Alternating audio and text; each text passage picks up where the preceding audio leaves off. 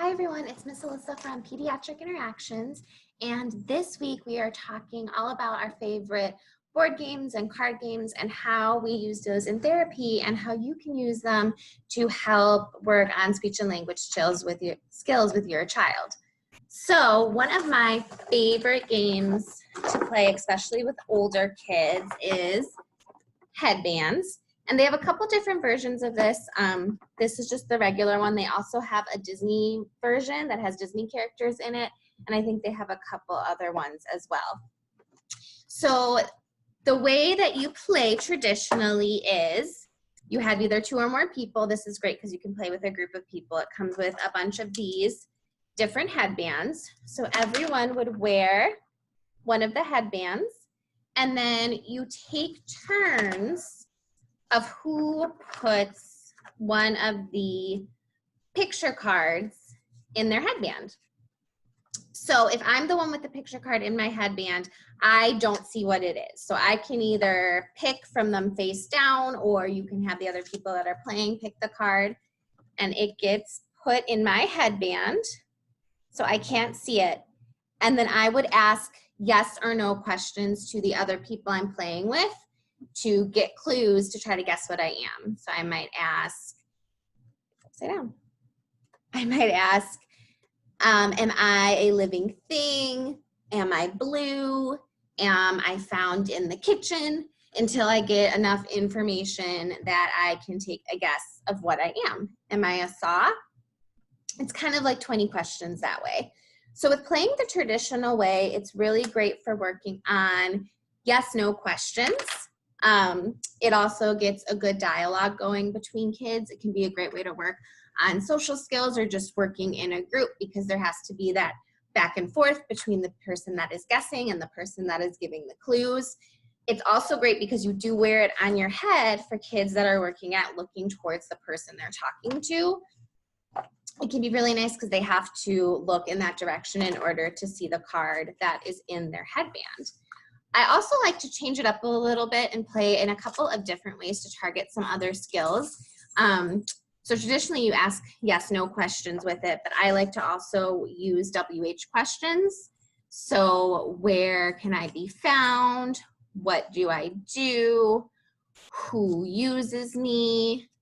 How do you use this thing, for kids that are working on either asking or answering WH questions. Another way I like to use it too is just for kids that are working on using longer sentences.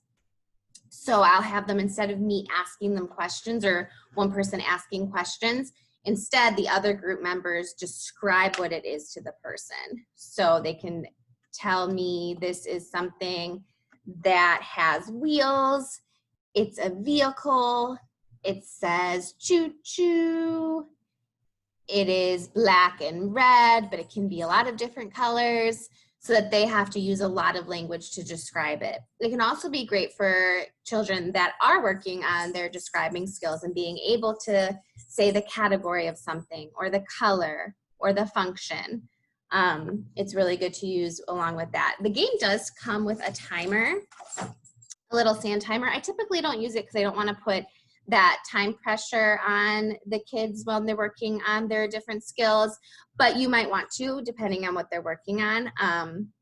Or some kids, again, if they're in that group setting and you're using it more as a social thing, you might want to put on the timer for them to get a little bit more excited about things.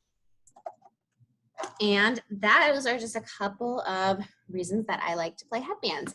And it also can be used during teletherapy. I know a lot of us are doing teletherapy right now. So if you have the headbands game, but the person that you are working with on the other end of the screen doesn't, a way that you can do that is, of course, you could, when the person on the other side of the screen is the guesser, you can just hold it up so that they don't see it and you're looking at it. But then if you're going to be the guesser, what you can do is you can cover up where you see yourself on your, whatever you're using. If it's a Zoom meeting or a Google Meets, you can cover up the part that shows yourself with a Post-it or just a piece of paper, and then you can hold it up to the camera so they can see it, but you don't see it because you're covering yourself up. So that's a way you can use this in teletherapy as well.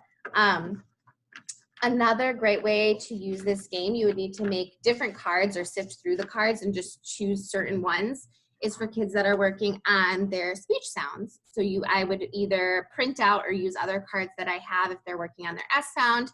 I would just use either the ones that come with it that have the S sound in it, or I could make my own and put whatever I want in the headband. Really, you can make your own pictures. You know, you can put maybe members of their family or their classmates in there, and they can describe it that way as well, which can be fun. So we hope you enjoy hearing about all of our games this week, and we will see you next time. Thanks.